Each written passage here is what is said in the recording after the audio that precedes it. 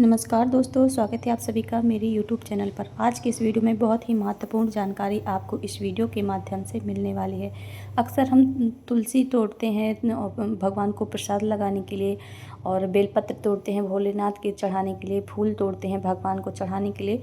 तो हमें किस तरह फूल तोड़ना चाहिए, बेलपत्र तोड़ते समय अक्सर जो हम लोग गलतियाँ करते हैं, और कभी भी बिना स्नान किए बेलपत्र नहीं तोड़ना चाहिए, और कौन सा मतलब उनसे पहले हमें उनकी प्रार्थना करनी चाहिए तुलसी और बेलपत्र को तोड़ने से पहले, और गाय को रोटी किस तरह से खिलानी चाहिए। आज की इस वीडियो में बहुत सारी जानकारी आपको सिर्फ एक ही वीडियो में मिलने वाली है, तो वीडियो को पूरा ज़रूर देखिएगा।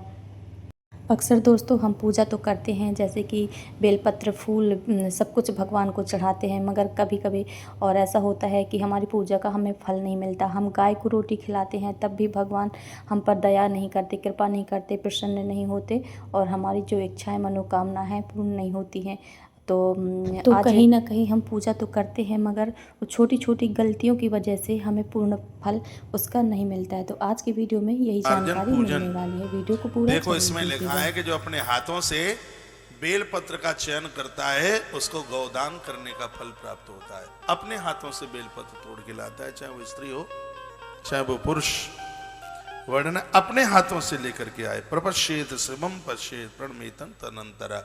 जब कोई बेलपत्र अपने हाथों से चयन करता है, रुद्र लोक से भगवान शंकर उसको झांक करके देखते हैं, और वह बेलपत्र बहुत प्रभावी होता है, वह तुलसी पत्र बहुत प्रभावी होता है, वो फूल भी बहुत प्रभावी होता है, जिसको अपने हाथों से तोड़ा जाए और अपने हाथों से ही फिर उसको चढ़ाया जाए।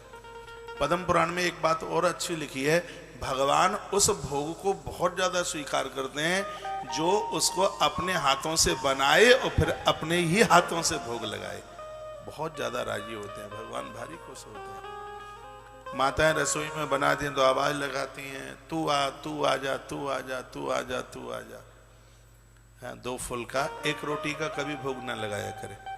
गैया को खिलाएं तो साजी रोटी नहीं, उसके 2 भाग कीजिए, उससे पितृ प्रसन्न होते हैं। अभी मैंने गया जी में बात बोली थी। और रोटी को यदि उसके ऊपर गुड़ रख करके खिलाओगे तो 1 साल के लिए आपके पुरखे तृप्त रहेंगे। उसके ऊपर गुड़ रखने की इतनी बड़ी महिमा। अभी भी मैं जब इधर आया हूँ भाई राजेंद्र शर्मा जी के यहाँ से, जैसे ही मैं बाहर निकला तो 2 गाय बिल्कुल बाहर खड़ी थी। मैं कहा मैं कितना बड़भागी हूँ, भाग्यशाली हूँ। गेट से निकलते ही गौ माता का दर्शन हो रहा है। मैंने उनके घर से रोटी मंगाई, उसके ऊपर गुड़ रख करके और दोनों गायों को खिला करके आए। गैया को रोटी 2 भाग करके खिलाइए। भगवान को भोग लगाएं तो 1 रोटी नहीं 2 रोटी, और घी लगा करके, घृत के बिना भोजन अशुद्ध होता है। जिस पर घी नहीं है रोटी पर, उस अन्न के ऊपर भूत प्रेतों का, उसके ऊपर उनकी निगाह होती है, उनकी दृष्टि होती है। कभी भी आप यात्रा के लिए जाएं तो भूल करके भी दाल बना के मत ले जाना, फुलके बना के मत ले जाना, पूड़ी ले जाना या फिर पराठे ले करके जाना, और दूसरी सब्जियां वो ले करके जाइएगा। दाल नहीं चलती रास्ते में, चावल भी नहीं चलता यदि आप राजी हो जाएं इस बात को सुनने में। दाल चावल भात नहीं, उसमें फुल्का नहीं, उसमें कुछ चिकना बना के खीर चलती है, चावल की पूर्ति हो जाएगी ना, उसमें खीर ले जाइए ना चकाचक बना करके, हलवा ले जाइए। मीठा चलता है यात्रा में, यात्रा बहुत प्रभावशाली हो जाती है यदि उसमें कुछ मिठासता, कुछ मीठा रख करके ले जाएं। तुलसी पत्र डाल करके ले जाए उसमें। ये तो सब हमारे सदाचारों में, ये सब ग्रंथों में वर्णन है, और भगवान ने यही सुनाने के लिए तो मुझे भेजा है। यात्रा में आपकी दाल बंद करा दी।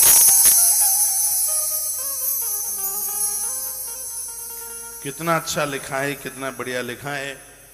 अपने हाथों से आप चयन करते हैं बेल का या तुलसी का, तो भगवान शंकर उन्हें देखते हैं और उन्हें गौदान करने का पुण्य प्राप्त हो जाता है। ओम नमो बिल्वतर्वे सदा शंकर रूपिणी सफलानी ममांगानी कुरुस्व शिव हर्षदा। ये बात मैंने अभी बोली है, महादेव हर्षित होते हैं जब कोई बेल पत्र तोड़ता है।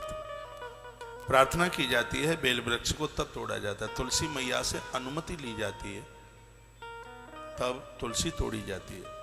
नदी में स्नान करते हैं तो वरुण देवता से अनुमति आज्ञा लेनी पड़ती है, तब नदी में स्नान किया जाता है। चाहे फूल तोड़ें, तुलसी तोड़ें, बेल पत्ते तोड़ें तो स्नान करने के बाद ही तोड़िए। धुला हुआ वस्त्र स्नान करके तोड़िए। और यदि तुलसी तोड़ रहे हैं तो ओम नमो नारायणाय इस मंत्र को बोल करके, और आप बेल पत्र तोड़ रहे हैं तो ओम नमः शिवाय इस मंत्र को बोलते बोलते आप इसका चयन कीजिए।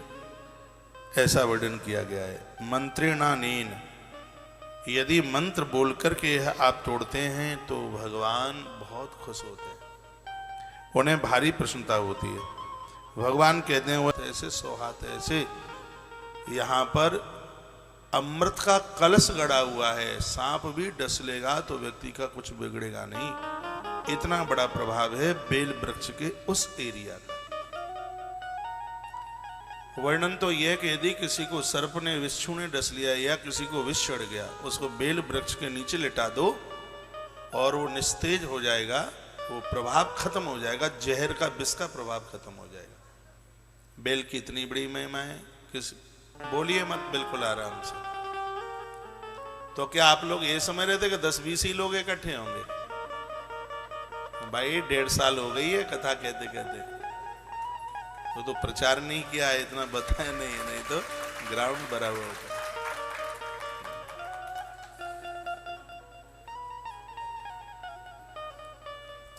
बैठ जाए माता, बैठ जाओ, बैठ जाओ।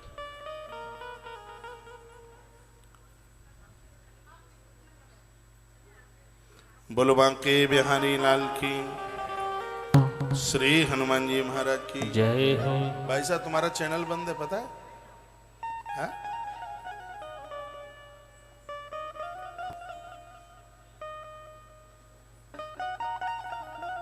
देखो, जो बेल वृक्ष के नीचे 10 हाथ तक गैया के गोबर से लिपाई करे और उसके ऊपर शंकर जी को बिठा करके अभिषेक कर दे, और अभिषेक करने के बाद वहां पर एक ब्राह्मण को बिठा करके भोजन करा दे, कितना भी फैल व्यापार हो, कितनी भी दिक्कत हो, ये ग्रंथ कहता है कि संपूर्ण काम बन जाएंगे। इतना बड़ा प्रभाव है बेल वृक्ष का। एक बार फिर कहूं, गाय के गोबर से 10 हाथ लंबाई चौड़ाई में उसको लीप करके वहां भगवान शंकर जी का अभिषेक और इस स्थान पर ब्राह्मण को भोजन करा दिया जावे, संपूर्ण काम बन जाएंगे, रुके हुए काम बन जाएंगे। महापाप संचयान में प्रणाशया, बड़े से बड़े पाप भी जल करके राख हो जाएंगे, खत्म हो जाएंगे। इतना बड़ा प्रभाव इस बेल का। कार्तिक का महीना चल रहा है, नारायण की पूजा करें, तुलसी चढ़ाएं अब भगवान के ऊपर, लेकिन बेल पत्र भी चढ़ाएं। इसमें तो जब आप बेल फल चढ़ाते हैं ना, बेल फल भगवान को चढ़ाते हैं तो उसका मंत्र दिया है, लिखा है नमो रुद्राय श्री फलाय नमः। बेटियां सुंदर घर और वर के लिए जब बेल फल चढ़ाएं महादेव की पिंडी के ऊपर, तो इस ग्रंथ में मंत्र दिया है नमो रुद्राय श्री फलाय नमः। यह बोल करके बेल फल भगवान को चढ़ाया जाए।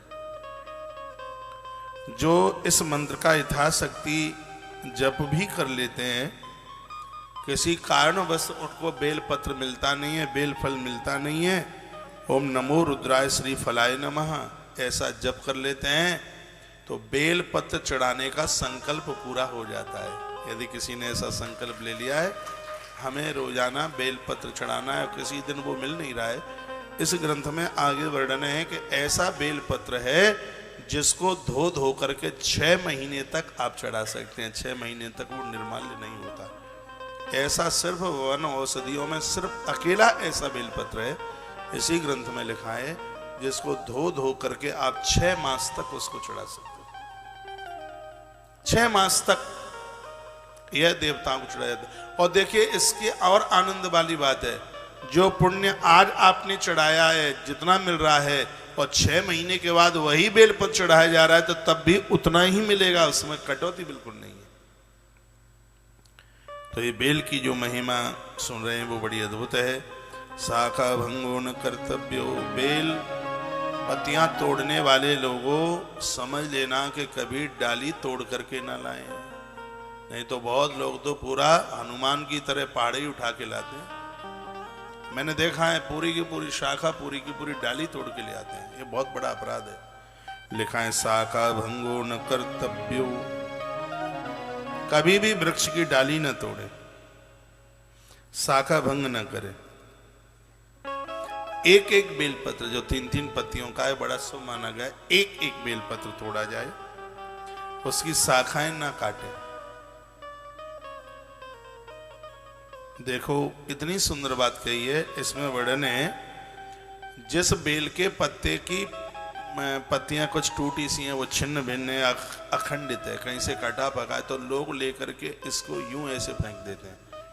उसके ऊपर यदि किसी का पाम पड़ गया तो सबसे बड़ा अपराध तो उसको लगेगा जिसने उसको फेंका है, सबसे बड़ा अपराध उसको लगेगा। और जब बेल के पेड़ से आप अपने हाथों से तोड़ते हैं, जब डाली नहीं फांकते, तो आप फिर बढ़िया ही बढ़िया अखंड ही तोड़ते हैं, खंडित तोड़ते ही नहीं, तो फिर उसमें ये अपराध नहीं होता। नहीं तो प्राय जो कटा फटा टूट जाता है तो उसको यूं ऐसे फेंक देते हैं, जिसमें बहुत बड़ा अपराध हो जाता है। देखो इसमें लिखा है, बेलपत्र 6 माह तक बासी नहीं होता। श्लोक बोल दूं, षड्मासानंतरम बेलव पत्रम पर्युषितम भवे।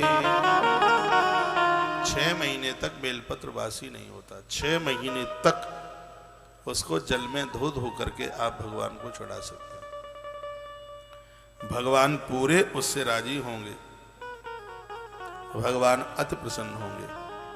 जो बेल वृक्ष के बल लगाते हैं, जहां पर बेल के 10 पेड़ लगे हुए वर्णन हैं, उस स्थान का महत्व तो काशी की तरह होता है।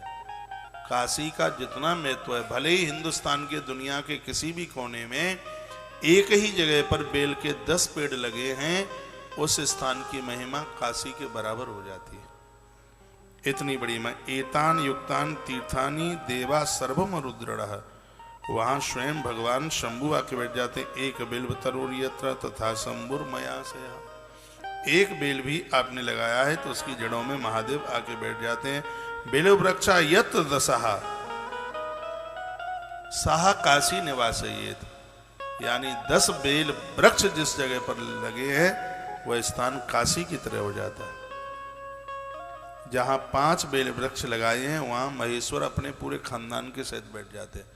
गणपति, कार्तिकेय, अम्मा जी, नादिया जी, सगरे जी वहां बैठ जाएंगे जहां 5 बेल के।